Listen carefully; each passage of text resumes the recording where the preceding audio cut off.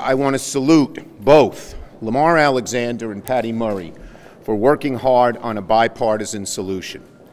We think it's a good solution, and it got broad support when Patty and I talked about it at the caucus at lunch today. First, it stabilizes the system.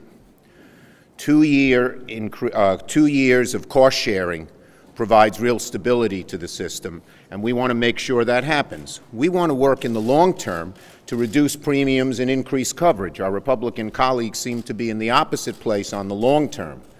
But I think there's a growing consensus that in the short term we need stability in the markets. So we've achieved stability if this agreement becomes law. We've also put in some very significant anti-sabotage provisions. The President had been sabotaging this bill, and the agreement would undo much of that sabotage.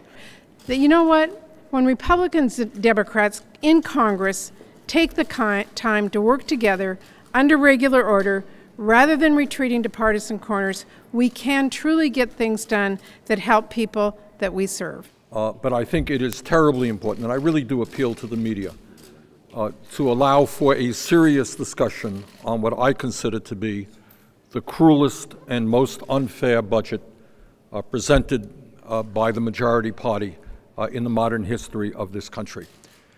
This is a budget that would provide 80% of its tax breaks to the top 1%, 40% of its tax breaks to the top 1/10 of 1%, and then at the same time cut Medicaid by $1 trillion, throwing 15 million people off of the health insurance they have, and cut Medicare by some $470 billion.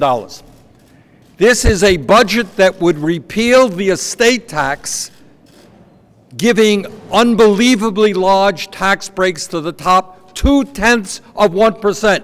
No, this is not a budget by repealing the estate tax for farmers and ranchers. This is a tax break for the billionaire class, for the wealthiest people in this country.